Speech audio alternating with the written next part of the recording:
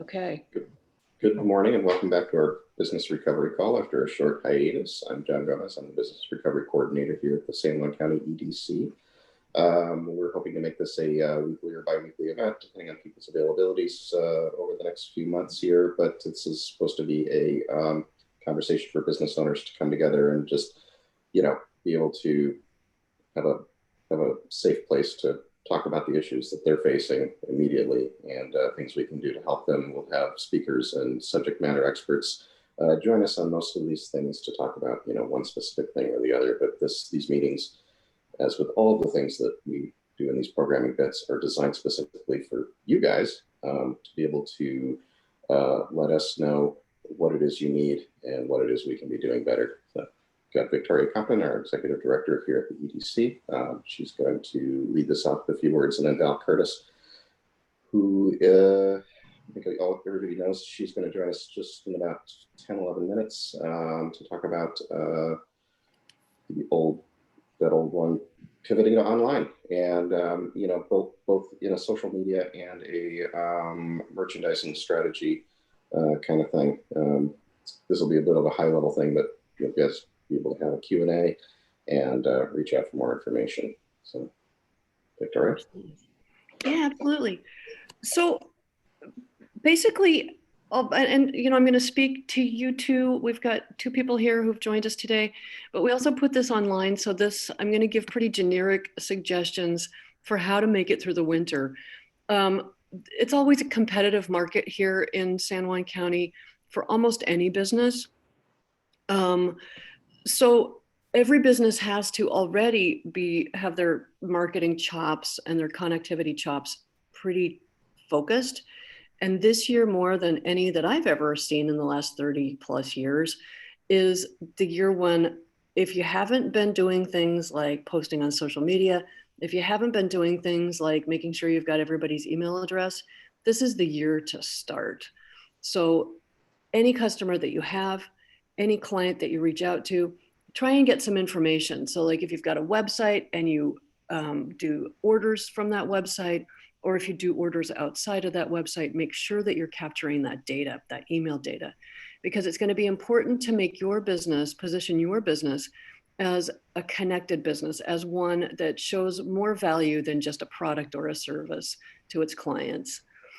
So off the top of my head, make sure that you're updating your Facebook posts regularly, your Facebook page. If you don't have a Facebook page, get one. You can call our office or email us, and we can show you how to set one up with a super simple Facebook page.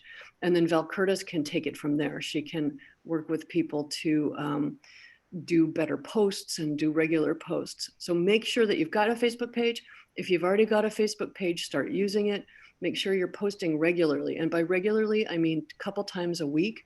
That means that you're going to need to devote maybe an hour a week on actually focusing on this. And then another great place is to post on high visibility pages like our rant and rave pages. All three islands have those.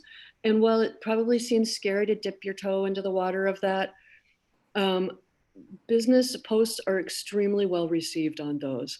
And so it's worth taking advantage of the huge visibility of those pages to get the word out about your business or a new service or a new product.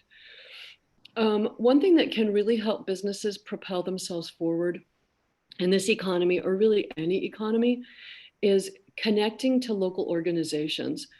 So consider donating something, time, a product, to a local nonprofit, because it creates goodwill in the community. It makes you feel good about yourself, but you can also use it as a marketing tool where you can publish a press release about it. Like Joe's Subs donates 3 days of lunch to the school district for delivery to kids schooling it from home. If you've got a retail business, right now it's really important for all retail businesses to have the ability to pivot to curbside sales and to pivot to online sales and potentially to pivot to delivery. We now have food or grocery or product delivery companies in our business world here I do know on San Juan Island, there's one in particularly called You Buy, I'll Fly, and she'll deliver anything that you buy from any of the stores to anywhere on the island. And I believe that there's, the taxi company on Orcas can do the same thing. So consider offering delivery because it's not a big deal to deliver in town. Like if you've got a business in town, you can do that. If you've got clients out of town, you can do that as well. And then create programs that could work easily with those delivery services. Something that can mesh, that's easy to deliver, easy to get to clients outside of town, because nobody actually wants to go into town at this point, or fewer people do, that's for sure. Consider marketing ideas like putting bag stuffers in with every order to make sure that people come back. Because at this point, everybody's best customer is the customer that they already have. So it's important to continue to cultivate relationships with those clients that you've got. Make sure that they're coming back again and again. Make sure that their shopping experience is super duper easy by offering delivery, by offering shipping, whatever you need. If you've got a product that's shippable off island, make sure that your website is highly functional for shipping. There's lots of services that can make this happen.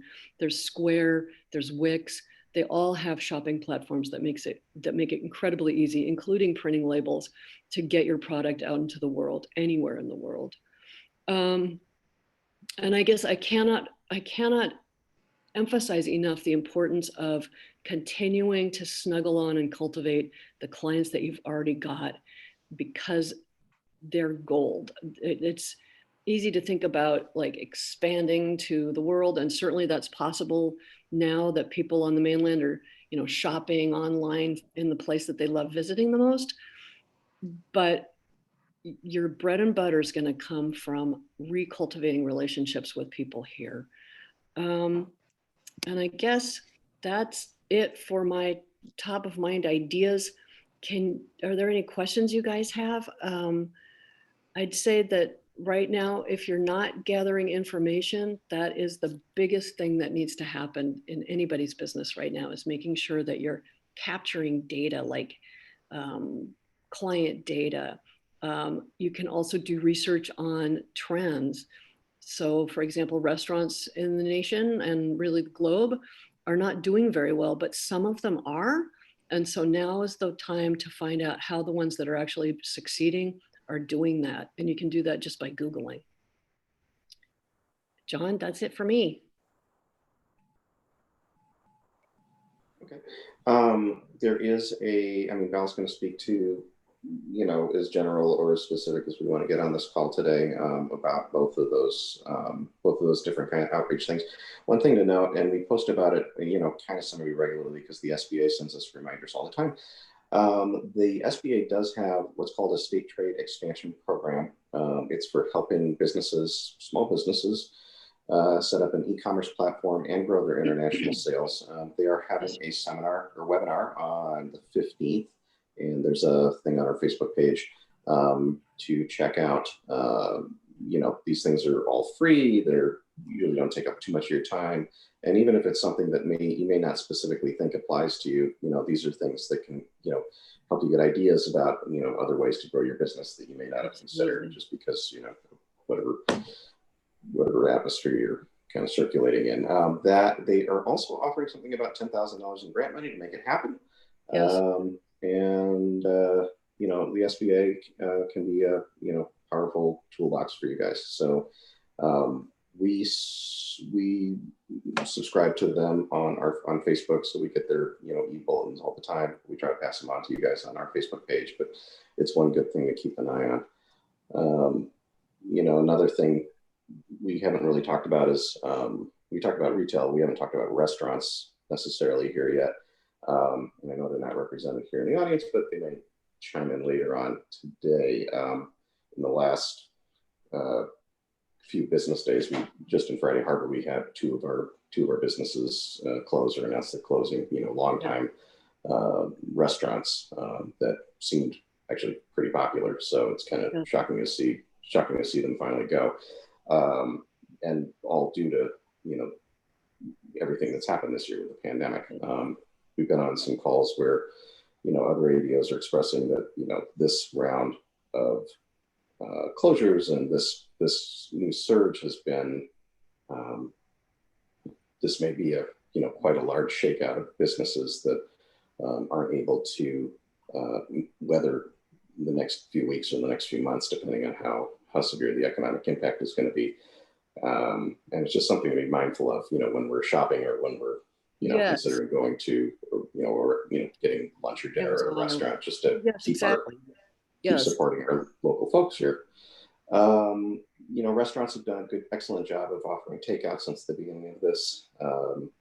And, apart from business relief, which the, quick plug for the Working Washington 3 program that's currently going on and accepting applications. And if you don't know about this, please reach out to us or look on our website or our Facebook page.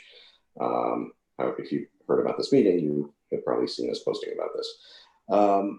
The deadline for the first round of prioritization pool is this Friday, the 11th. So you have time to get your application in.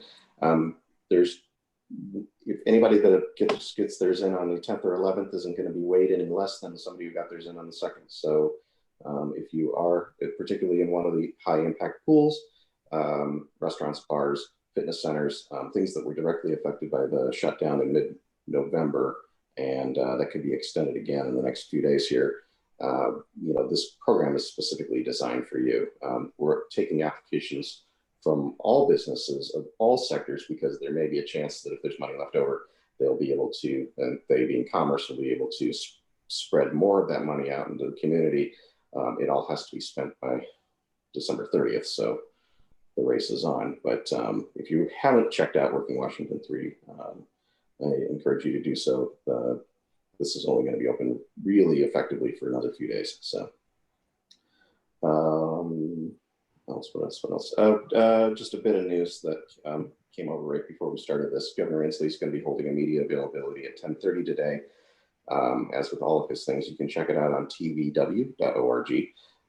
He is going to be specifically addressing relief measures for those who are impacted by the latest restrictions. And that could mean a lot of things. I have a feeling it probably applies to either Working Washington 3 or, maybe some other form of relief. So we'll be tuning in at 10:30 for that. And I know this is coinciding with County Council. Didn't put the dots together when we scheduled this, so we may move this to a different day if County Council is a reason that maybe we're not seeing so many people today. But we're taking this one out of the attic and shaking it out to see how it works. So, yeah. So I guess since this will be a recording that will be on our website for eternity, or at least as long as we're updating our website. Let's think also about some things that we can talk that are timeless. And, we've got folks in the audience, both Steves have some pretty good handle on a lot of what's the market like here in San Juan County. So maybe they've got some ideas for people as well. While we're waiting for Val, let's open up the conversation a bit. Steve Haschebeck, what do you think the greatest, most easy way for local businesses to get a little stronger would be? Well, let me start by who I am and why I good idea. Part of this. I sit on the town council for Friday Harbor, and I have a high degree of interest for the viability and success of our local businesses. And needless to say, it's been a struggle, and for some, a struggle that is they're losing in a bad way.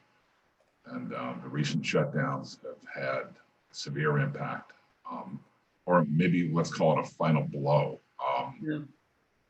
And it's truly unfortunate. And my interest is doing everything we can to help support them, encourage them, and do whatever it takes that the town council can do to help support them, or be a larger voice for their concerns and their issues. The town council, on the meeting of the 17th of this month, the intent, and I haven't seen exact plans for it, is to start devoting an hour of our council meeting listening to local businesses within the town of Friday Harbor about their concerns, about what they need. And as I mentioned before, to help provide a bigger voice to either county or state government. So we are going to start that process on the 17th if we can put it all together. That's And great. we had a couple of local businesses that came into public access at our last council meeting on December 3rd, and we made a decision to proceed with that. So, Victoria, you mentioned a little while ago about some local, meal delivery services. I had no idea. So I'm not sure how that's being disseminated or being advertised, but Right. that would be really important. Right. Especially for restaurants, because, and I think delivery in town is hugely important for any of the local restaurants because, they're there, they could have a kid run the food around, Yeah. Especially during the holidays. And then for farther out delivery, you're right. I mean, any of the taxi services can do that. It's not that expensive. I'm not sure anybody, I haven't talked to anybody that knows that. It's easy for us that live within a mile or two of town to, get in our cars or even walk into town and pick up a meal at home. But those who don't feel comfortable doing that, and there's a lot, a delivery service, I think, would be something that people would really glom onto. I just didn't know about it myself. So like you mentioned earlier, you need to get the word out, and whether that's in paper or social media or online or however, I forget the name of the person you mentioned that is doing that here in town. I think it's Christy Napier, and it's You Buy, I'll Fly. I think that's awesome, but I'm not sure where she's trying to communicate that effort. Anyway, I've only ever seen it on Rant and Rave, actually. which I never log on to because it's too distressing. I know. on my gig. So sorry. And it looks like Val joined us. I'm going to let Val. John introduce you, Val. Or John, do you want me to go ahead? So, Okay. Val Curtis is the owner of Treehouse Creative, which is a design / social media marketing / marketing in general business here in Friday Harbor. And anything you can add there, Val? Otherwise, I'll just hand the mic over to you. Yeah, and I would kind of love to hear from Stephen. I'm happy to go in any direction and without being redundant, kind of where your interests lie as far as social media marketing or digital marketing as a whole. And then that way I can direct things specifically, to wherever your interests lie. Well, Val, this is also we're recording this, so this will be on our website for all of eternity. So I think we need to both keep it general and also, like do specific Stephen things. Okay. So Val, why don't you tell us a little bit about what your business does, and then we can go into sort of an overview on both social media marketing, and if you can talk about e-commerce platforms, Sure. hit both of those points, and then we'll deep dive into both. Yeah, absolutely. Thanks, John. So what my company does, what Treehouse does, and we're teleschooling here, so you might hear some background noise there. But what we do here at Treehouse is we help brands, and I like to say it's digital storytelling. When you're in your brick and mortar, you're engaging with your customers and there's a back and forth. And what I like to help my clients do is to bring that into the digital realm. This year with COVID, I've helped several businesses who relied on pop-ups, on having kiosks in different places. I have been able to help them pivot their businesses into an online format. So Shopify has been the tool of choice that I've been using with my clients. I now have 6 clients who are on Shopify, who I'm helping support. And I've done it, we've done it from the ground up, excuse me, getting them on there with, one client I just set up, she had 220 products that we had to get into a storefront. And with that, once you develop a website, you need to get people there to see it.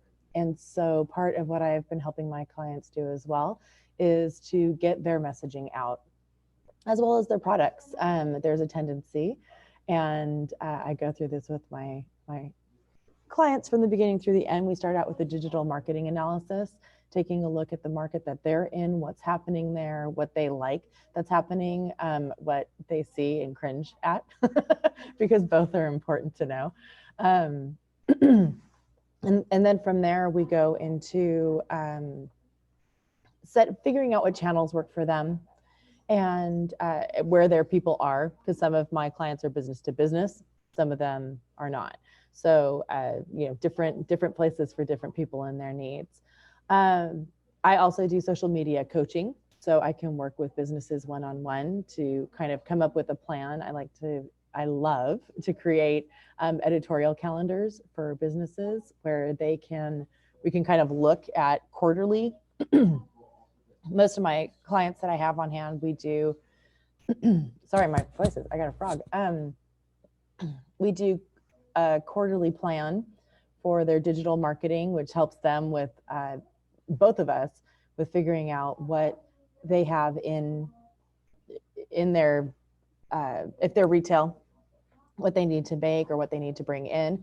And then we do kind of a month-to-month plan, figuring out what messaging they want to get out, what that's going to look like, building up their owned assets, their earned assets, such as user-generated content, that type of thing, reviews, photos, and then also figuring out a plan for their paid content that they're going to be putting out. Because in the social media world, if you play with all three columns, it's your best bet. So it is a pay to play. And oftentimes people say, oh, but Facebook's free and Instagram's free, but Pinterest, all of them. But the reality is, if you pay to play, your reach magnifies enormously. And you really think of it as your advertising dollars going out in that way. So I do ask I go through a process with my clients where we kind of start out doing things a little bit their way, and then we look at how that works, and then we kind of look at the plan as a whole, and then we pivot. And so it's really a key thing during this year has been, and I say this with my clients all the time, is keep your knees loose, right? Just because we have a plan, right, doesn't mean that's the way it's going to fly necessarily. It's always good to plan, but I always say keep your knees loose. And it was interesting because for one of my clients, I really braced everybody going into October. And I said, you have to realize that we're about to head into a digital rodeo here. With the election going on, with the pandemic, like you're up against people looking for news or reprieve in social media. So I'm like, so you got to figure this out. And it turned out that one of my clients had her best month, and I was so happy and excited because we kind of came up with some fun stuff for her. And so we were really excited about that. We were just looking at numbers yesterday. I'm also a data hog. I love looking at the data. So even helping people and coaching them if they're doing social media, to help them look at the numbers and figure out what they're doing that's working and where they might need to shift a little bit. And oftentimes, I just had a fun experience with a client yesterday that was so great. She wanted to sell. She has gorgeous models and is putting out those photos all the time. And I told her, I said, people want to see you. They want to see you. And she was like, no. And I was, just cringing about that. And her post, I finally got her to do it yesterday. And her post went 3 times as far as anything else that she had put out. So people really want to see the real people right now, and doing things that are heavily curated. There's reach there, but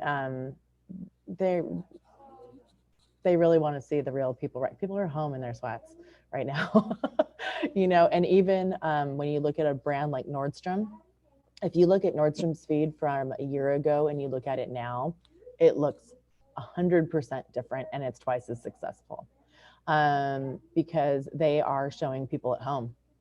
and they're really listening to their audience, which is the most important thing when you're in social media as a business, is to listen to your audience instead of just kind of oftentimes, and that's where I always say keep your knees loose, right? Is because oftentimes we try different things, we experiment, and sometimes it hits and sometimes it doesn't. And you know, sometimes the client will have a campaign they really, really, really want to do, and you just kind of go, it's not working.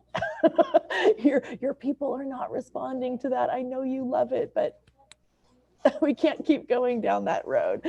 So it's really fun. I love working from the marketing perspective, working from a brainstorming center for future focus for companies and projecting. I love seasonal planning.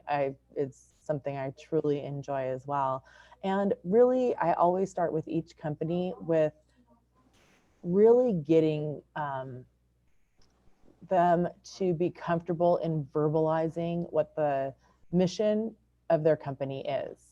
Because without that, it's too easy in social media to get attracted to squirrels all over the place and bright, shiny objects. So to stay true to yourself in that medium is really, really difficult. It's really difficult.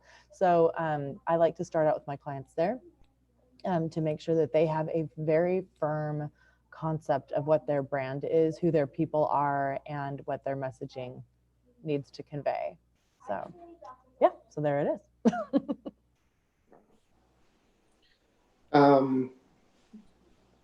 I've got a question that just came up, and you know, again, this is being recorded for posterity and for folks to watch later. So yeah, we'll throw some hypotheticals into this. What do you say to a business who comes to you and says, you know, I don't really have a brand identity. I sell something that's pretty generic. You know, I do what I do, but I don't think there's anything special about it. How would I, you know, even begin to create a something that can, you know, take fire and catch off, and all of a sudden I can sell my, you know, widgets at a rate I never dreamed before, even though I don't think there's anything special about it. What do you must experience that at least once or twice in your lifetime. I do. And I have a brand identity workshop that I do with companies. And it's one of my favorite things that I do, hands down. If I could do that full time, I would, because it's hard work because there's a lot of self-reflection in it. But honestly, if you go out and just say, you know, I have a paperclip and it's so great, right? It's information through a fire hose is my favorite thing about the internet, right? And so if you're just sitting there going like that, like nobody's gonna stop, right? People on average, they scroll 300 yards a day. Wow. And so if you're just like this in the scroll, you know, nobody's going to be very interested at all. So we have to find something that's really interesting about your brand that sets you apart. And oftentimes it's the owners, right? I mean, more often than not, it's the owners. And so that's the hardest thing when you are in selling and you are putting all of your energy into the development of this paperclip. It's really hard to pull back from that and see what's going to actually sell that paperclip, because your brain space, and that's actually where I came up with the concept of Treehouse, was that it's a place for businesses to come play.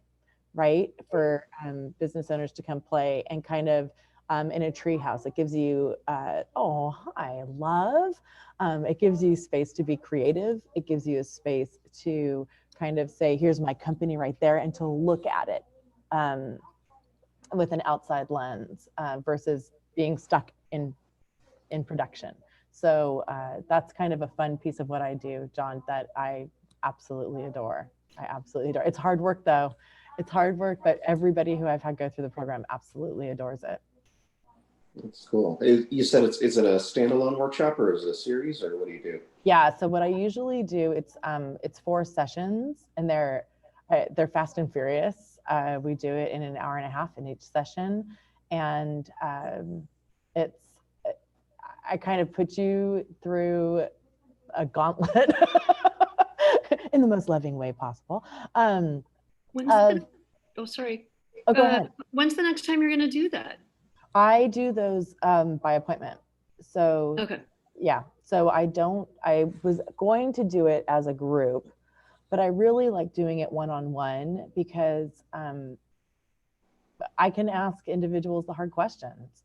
And I don't mind doing that. And we need pauses in between because sometimes we're unpacking a lot for people to realize kind of what the mission and the direction of their company is and who they're, we look at through that process, we really dive in to look at who are your customers as well. Like, who do you think you're reaching? Because in social media, so often I have clients who are like, oh, this is my demographic. These are my people. And then we get on Instagram and it's like 10% of their people. And I was like, hey, we need to shift here. That's not your demographic. Like, that's who you thought you were reaching, but you're actually reaching an entirely different pool. So oftentimes we get so convinced that 30-year-old white males are going to use our tool, but actually there's uses far beyond that you hadn't even perceived. Like, one of my favorite stories that I love to tell is that I used to have an online website for moms, and there was a company that sent me a olive oil misting bottle, right? And they wanted me to do a food demonstration with it, in the kitchen cooking kind of thing, because we did recipes. And I told them, I said, you know how you need to market this? I said, you need to market this to new moms. And they were like, what? I'm like, because babies get diaper rash and using olive oil is a thing. I'm like, this sprays a really nice fine mist on a baby's bum. And they were like, what? And I was like, yeah, they sell them now, that way. And it was just interesting because they always were going super foodie, and it's a whole separate sub line of that. They don't do the advertising with both, like, hey, on your salad or your baby's bum, but they, it was like a whole separate marketing group that they could look at with their product, right? Yeah, no, you don't want to cross the two. That would be really horrific. But it was a really, interesting way for them to kind of take things that they hadn't seen this entire audience that was sitting there needing their product. I would still like to think that at some point in this, you actually built a comp for your salad or your baby's butt, just for posterity. little here, a little there, but yeah. It's funny. In the 9 months that I've gotten to know Val Curtis here, she and a few others like her in the county are like a one-man advertising agency. I know Steve knows this. I come from the advertising world, and a lot of the points and jobs that Val takes on is directly related to that industry, and it's it all tracks through, no matter how scaled you are, whether you're Nordstrom's and you have a whole agency and division and online folks, or you just have Val telling you, well, here's your brand identity, here's how we're going to get it out in the world, here's how you're going to market it, here's how you're going to have a platform for it. And it basically it's a turnkey solution. And again, I'm kind of speaking to folks out there that are thinking, 8 months of pandemic, I still haven't really thought about turning my curbside silverware business into an online shop yet, but this is kind of what we're talking about here, is looking at that, and nothing has to be forever, but maybe for the next year or two, until things get relatively back to whatever we're going to call normal next. Val, you started off talking about Shopify as a preferred platform. Is that something? Can you go into a little bit of detail about how that works? Yeah, sure. So Shopify is it's a standalone e-commerce. So some e-commerce lines like WooCommerce, for example, you would have a WordPress site and then build in WooCommerce. Obviously, if you're looking at design, that is the most flexible, right? Because WordPress gives you all the design elements you could ever want. And then you add your store into that. Something like Shopify is a little bit more turnkey. There is customization available. There are a lot of template options available. But what's really nice about it is and one of my clients who I just started in October on her store is like, oh, the data. She's like, this is the best data because you can really track where your sales are coming from. You can find out where people are coming in. And then if they're leaving, you can find out great data about abandoned carts and what's happening there. If they're, you know, getting to your checkout page and then not making it any further. You know, you pay to play. That's, you know, for sure, you've got to do that. And that's one of the things that one of the discussions I have with my clients in jumping into any platform. It's like, yes, you have your template, but the functionality you want to add on to that, you're going to need to pay to play. And it's just this way this medium works. Many of us grew up with having, you know, I don't know, I was in college, but it's like, you know, you had Excel. And so you paid for Microsoft Office Suite and everything you needed was in there. And so we were kind of brought into this medium saying, I pay for X and then it does everything I need it to do. Well, it doesn't work that way anymore. You know, everything has been put into functionality apps. So what happens is you kind of, the part that you initially pay for kind of gives you the bare bones of what you need to do. Then when you want little bells and whistles, like, ooh, I really want to have wish lists on my site, or I really want to integrate my Instagram into my feed so it looks better, and I want it shoppable, right? So all of a sudden there's all these great things that you can do within your e-commerce site, but you got to pay to play. And the other thing that I'm really careful about, kind of as far as websites go, I do website audits as well, and looking at it from a user interface. Ease of use is huge. You have to be able to find what you're looking for, and your customers have to be getting there. And especially when you're, it's been really interesting with one of my most recent clients because she has a very large local pool.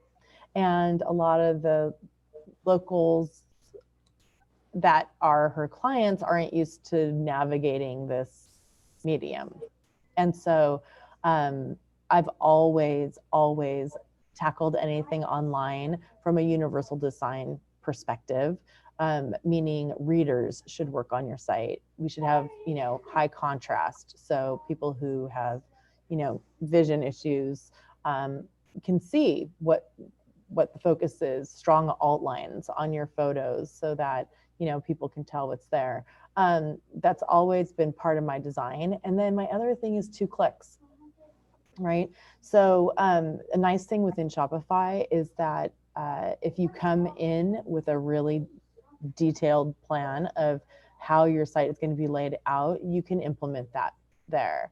And I want to say with ease, but that's coming with someone who's been building sites for 15 years. So, so that's kind of that perspective on that. But I do, you know, Shopify, one of the things that's also very nice within that is that it takes care of shipping, and taxes are taken out. You know, from the business side of things, you set up your shipping rates, you print off a shipping label, and, you know, put it in your box and head to the post office with your collection. So, you know, I have a client several clients actually right now that they're finally getting into a place where, oh, I just shipped something off to Texas, and oh, I just shipped something off to BC, and oh, you know, so they're starting to feel that reach beyond the island, or they're in the case of a couple of other clients, you know, their immediate community. Okay. And here's a real random question. You know, now that we're 10, 15 years into things like eBay, and, you know, five plus years into Etsy. Is there data, you know, because some people will look at doing an eBay store because it's, you know, kind of a fixed price kind of thing, and Etsy because it's a sort of a known commodity. But is there any data now on, you know, direct marketing through your own website and having your own website portal versus, going through one of those sort of pre-constructed things where you're also part of a gigantic number of sellers.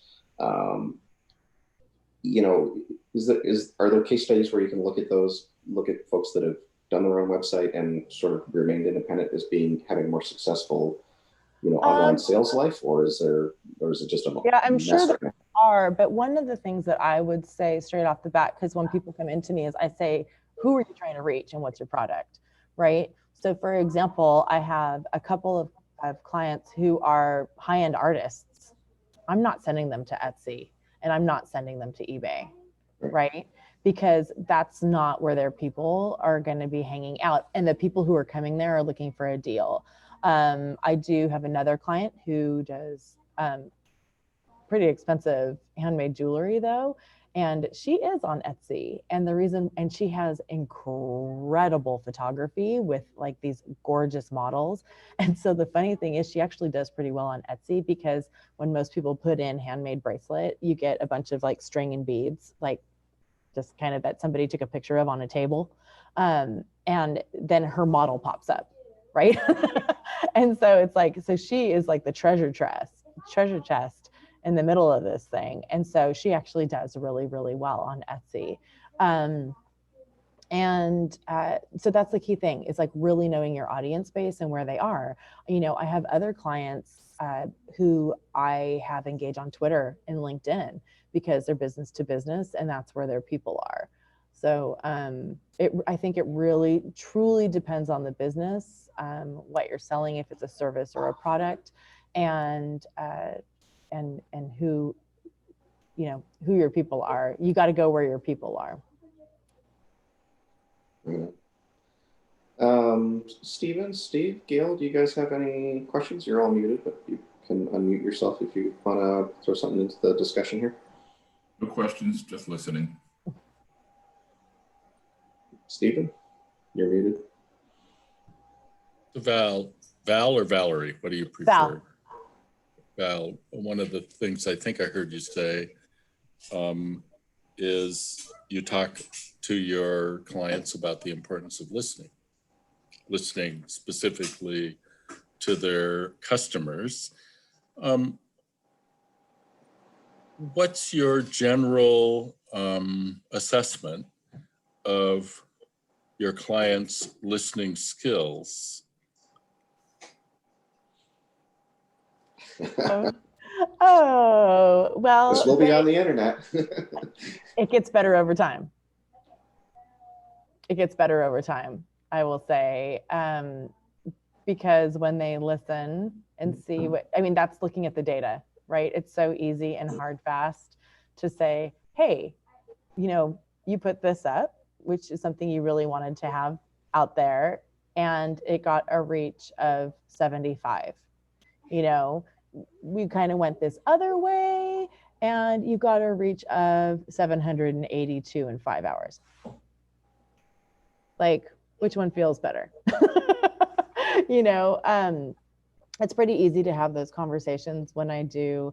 Some of my clients I meet every other week, some I meet once a month, but it's really nice when I just come in with that data and say, hey, you know, I know you want to go down this path, but let's take a look. How was that received?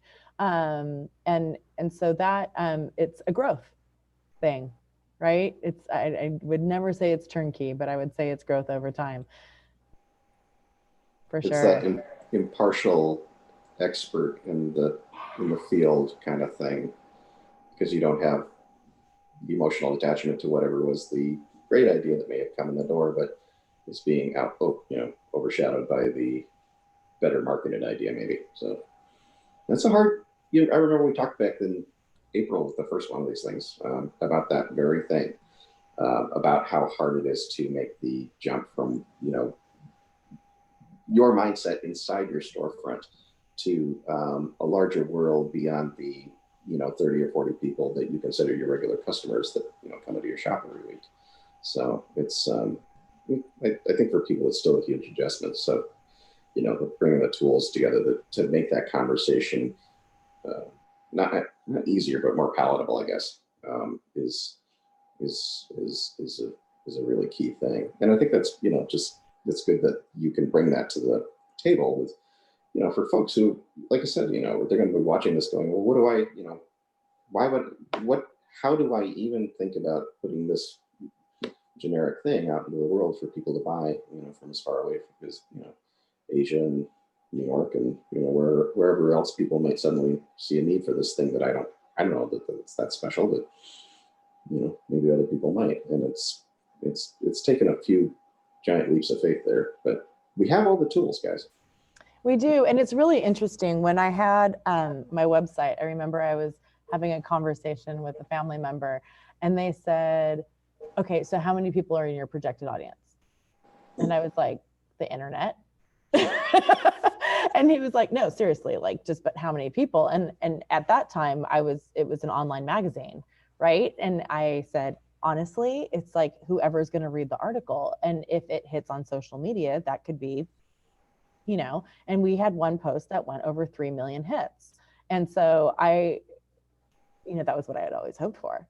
But it's, when you're on the internet, you never know which sub pockets. I had another article go viral and it was in the Philippines that it went really, really crazy. And that was never in my wildest dream the target audience that I thought I was going after, but holy cow, did it resonate with them and it went crazy. So that's just kind of the thing once you jump into the internet and then looking at your data. Another great example of what I learned with that is on my site, we did recipes, we did parenting, we did outdoor, we had kind of all these different facets that we were doing. And it was stuff that I loved because right? It's my site. I want to do stuff that I really enjoy. And still to this day, our best post ever was about 20 ways to wear boots. To wear what? 20 ways to wear boots. I'm not even kidding you. And to this day, I still make money off of that post that I do absolutely nothing with right now because it's on Pinterest.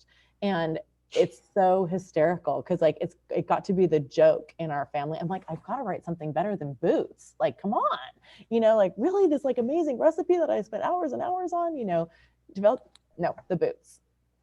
boots. And so it's kind of an interesting thing that once you put stuff out into social media, what takes. And so the other piece that I did want to address today is that Facebook and Instagram have gone crazy loco. That's pretty much the only way to say it since this started. And what I mean by that is Facebook had decided to add shops, but it was scheduled to come out in the fall. So needless to say, they had some work to do on it, right? But then at the end of March, they said, people really need this right now. So they put out an abbreviated version of it. And it was abbreviated. And then they tried to reload their new Facebook shop this fall. So there was a little craziness around that. And they also have changed their dashboard multiple times. This week, they did a huge sweep through the site. And I was talking to my assistant and I said, oh my God, I'm in Facebook preschool. Like, what is this? What's happening here? And we had to, and it didn't roll out evenly. So each of my clients had different things on their screens. So we had to go through and do an assessment of all of our clients and be like, okay, so who's where today? And to help them figure out how to do that, how they did ads totally changed. All of those things changed. And a lot of it's in response, right? Another piece that happened, so kind of Instagram's owned by Facebook. So that did happen through Instagram as well, where they changed, and they are still changing every single stinking day. I always wake up and my practice right now is they got rid of hashtags. And that was the beauty of Instagram. They're still there, but you no longer see most recent. And most recent was my candy store. I mean, I loved the most recent. We got great organic reach off of that. And with the election, they got rid of it because it was being utilized to manipulate information. And so, and they couldn't track it down fast enough. So as a result, they got rid of the hashtags. But I think what they've discovered in the interim is, oh, people have to pay to play more here now.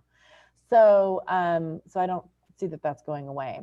The other thing that is happening within Instagram is they are constantly adding new features in order to outcompete their competitors, to kind of give you everything in one place. So there's within Instagram now, there's Instagram Shop, there's stories, there's reels, there's guides, and there's IGTV, and then your regular feed. So they have kind of expanded into a lot of different ways that I'm helping my clients navigate, and we're trying to figure out where's the best spot for them to put their resources right now. Yikes. Yeah, no, Instagram is, and that's another place where like the interface for each of my clients, there was about 2 weeks there where it looked different for everyone and how they navigated things. And they've really moved the navigation away from the feed right now. So yeah, so it's interesting. We're constantly, that was a big shift I brought on 2 employees. And as I was training them, I went in and everything had changed. And I was like, okay, so we're all going to dive in this together. But, you know, that's just the way it goes. And with the changes this weekend, I arm wrestled with Facebook's business side for a good 6 hours. And the beauty of that is my clients didn't have to do it. And so I was doing it for them. But yeah, so a lot is shifting there. Ads are really effective though, if they're done well. And, you know, we're starting to see that. We're definitely starting to see that. I know for people who, my biggest piece of advice to anyone who's doing their own Instagram, I know it's really hard to build your audience organically there, but do not under any circumstances, or if you're working with someone doing, well, kind of 2 messages. One is if you're working with someone doing your social media management, never let anyone talk you into buying followers, ever, because it is the instant death of your feed. What happens is all of those sites work off of how many people who are following you are actually engaging with your content. So yeah, they can go out and put you, one of my clients did that, and she had 15,000 followers, and like 12,000 of them were from Brazil. And it was not her target group. So they just sat there as dead weight. And so she went from having, you know, 300 to 500 likes on every post to like 7. It was a pretty dramatic drop, and we actually ended up starting her account all over for her. And so don't do that. And the other thing is, if you have someone managing, this is one of my biggest messages overall, if you're going into a digital medium, that I'm going to have developers and social media managers like really pissed at me for saying this, but I think that the business owner should always have the keys to their car. And I cannot tell you how many times I have had people come to me to help them with their websites or to help them with their social media, and they're not on their pages, and they don't have login credentials for their website. So you want to have cPanel login information for your website. You want to know who's hosting your domain, and you want to know what your content management system credentials are. So your content, that might be, you know, if you're using Shopify, or if you're using WordPress or Square or Wix or whatever the tool might be that you're using, make sure you always have login credentials. And here's the thing, this is, I mean, and the reason why people don't want to do it and say like, oh, my client goes in and they screw stuff up all the time. Ultimately, it's their machine, right? That's the way I see it. And if you choose to, I mean, and I've had clients do this where they go in and they're like, oh, but I have this great idea right now, and they throw it in there. And I'm like, awesome. Well, you kind of just screwed things up, but it's your choice, you know? And I always tell them that it's like, this is your business, it's your thing. And it can create some headaches. And oftentimes on websites, if people have messed with things, I can be like, hey, well, it wasn't part of my plan to fix this, but I can now. And it's gonna, you know, there's a cost associated with that. So I'm always really, really upfront with my clients in the beginning and saying, you know, this is your car, you know, always. And, you know, I've had clients who I've parted ways with because from my end, it was no longer working. And, you know, the one client said, you know, okay, I need to be able to have everything into it. And I was like, no, go look in this file. All your passwords are there. You have the keys to everything. You are logged in already to everything. All I need to do is exit. Right. And I really believe in this medium. As a business owner, you need to make sure you do that, especially on Facebook, because in Business Manager, all of your data that you have been paying for and all of your assets are in there. So, so that would be something that I would just say, people who are going out to look at someone who's managing their social media, make sure you have that. Make sure you have access to that. I would underscore that too. We've had clients come to our office who didn't set up their websites or didn't set up their Facebook pages, and the person who did refused to give them access, sometimes to their domain name.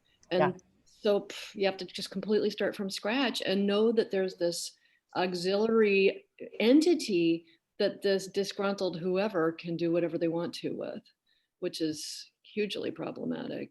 Yeah, and another piece in that as well, Victoria, that brings up a really good point is if you're buying a company, you make sure that you have administrative rights on everything prior to signing things. Right. Because if you wait till after, you're never going to get in there. It's an insane headache. And so I've helped several businesses kind of wrestle through that. And then they end up having, you know, and some of them came to me after. And so they ended up setting up another Facebook page with the same company name. And then that's a hot mess. Yes. So because you're using the same addresses and then it confuses Google and then on and on and on. So if you are looking at buying a company and social media is part of the package, make sure that you have all the admin rights to everything prior to closing. Okay, it looks like we're at the top of the hour. So John, did you have anything else to ask? Val, anybody else? No, Val, it's always a pleasure to talk to you, especially in events like this. So thank you for joining us today. My pleasure. My pleasure. Thanks everybody who came here today. Val, do you want to read out your website and maybe put it into the chat box? I don't know if the chat box is memorialized in a recording. I don't think it is. Okay, yeah. And my, I have, that's a funny story. But my email address is val.curtis@TreehouseCDS. And so it's Creative Digital Solutions. So yeah, so you can find me there. I'm on Facebook. I have a website that's treehousecds.com. So. Great, thank you. And people can reach us at the EDC at info@sanjuans.org. John, anything else? Just a quick, some scheduling notes for everybody that's here and watching this later. Tomorrow, Wednesday, we have our Datapalooza event. You can still sign up. All of these links are on our website at sanjuansedc.org. Look under the news tab and you're going to see everything that I'm talking about. Tomorrow's Datapalooza. Thursday at 5 p.m. we have a conversation with Representative Alex Rammel of Washington 40th. It's kind of a town hall kind of thing. We're not calling it that. We're calling it a listening session because 2020, this is what we're doing. But this is a opportunity for you to speak with your state representative about things that you're concerned about, so he can take that away and do something about it. Friday we have a makerspace conversation happening. Mickey Bandasso from our office is going to be hosting that. This will be it's a continuing series about makerspaces in the San Juans. developing network and the growing needs for such an industry. And then next week, there is a knowledge workers meeting, and the date escapes me, but that's in our newsletter, and that'll be going up on our news page as well, I think today. So. Well, and I guess since we're here, and I'm a strong believer in partnerships, Steve Huschenbeck, you were talking about the town hall that you're going to be having. Can you list out the Town of Friday Harbor's domain name so that people can find that? Oh, when you say domain name, it's, www.fridayharbor.org. Okay. So And then you can drill down to the meetings. it'll be on the main page, particularly when they post the agenda, which should be today or tomorrow, and whether this is going to be on the schedule or not. But what I mentioned earlier, Bill, I'm not sure if you were on yet or not. The town council is, inviting local business owners for an hour of our agenda will be devoted to business owners who want to shout out and talk about their issues and their struggles and problems, so that we can at least understand, have a better understanding of what a lot of these people are going through. So. Absolutely. Thanks, Steve. And then before Val, actually, I was talking about strategic partnerships that businesses can use to kind of help struggle through the winter. One of the best things to do is to get snugglier with your chambers of commerce and the Visitors Bureau, because co-marketing through those entities is incredibly powerful. They've got reach that individual businesses don't. They And then, do a big reach for sure. yeah. And then Stephen, can you do a little shout out about the Makerspace stuff that you guys are doing? Maybe give us your website so that people know where to go to know more about that. Oops, we can't hear you. Hi, sure. So there's a draft website under construction at San Juan Makers Guild. Is it com? Okay, I get confused. Marcy and I formed the Makers Guild last year in response to our perception of a gap that exists in eventually marketing makers products from our region internationally. So right now we're working on a grant funded by the USDA. The first step in that grant will be an assessment of who's here, who identifies as a maker, what are they making, what resources do they have, what do they know, what would they like to know. So sort of a baseline data set for the estimated 300 makers countywide. The next step will then be an assessment of what resources do you use and do you need, looking for common denominators across the makers. And then the Northwest Ag Marketing Group, Skagit Business Center, is doing a market assessment for us, a market analysis is what I really should say, to develop the marketing strategies for makers in the county. I'll just add one editorial perception. So we're coming from spending years in an island state in Hawaii that shares many of the issues that we're facing here.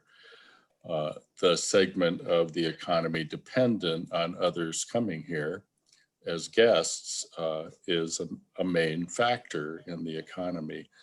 And I think that COVID is providing us a great opportunity to reassess just, what do we want the economy to look like in the future? And we think that by nudging this forward is one way to increase the percentage of locally made products that are going out into the world. We also work in the ag sector with this concern as well. Thank you for letting me do this. Absolutely. Thank you. And actually, Stephen, if you could stay on after we've stopped recording, I just wanted to talk to you and Marcy about something. And here you are conveniently in a Zoom box. Is that okay? It is, and I'll just say that Marcy was listening in the background and Great. suggested that one thing we'd like to learn is how to monetize content. So there's a workshop, Val. Yeah, Dr. Val, absolutely. Okay, John, I'm gonna let you wrap us up. Okay, thanks, guys. I am gonna hit the stop record button. Thanks for attending this. We'll probably have our next business recovery conversation in January. Keep an eye on your newsletters and on Facebook and every place else you get your EDC news. And look forward to seeing you all in the next few days or in the new year. Thank you so much. Thanks, John. Thanks, everybody.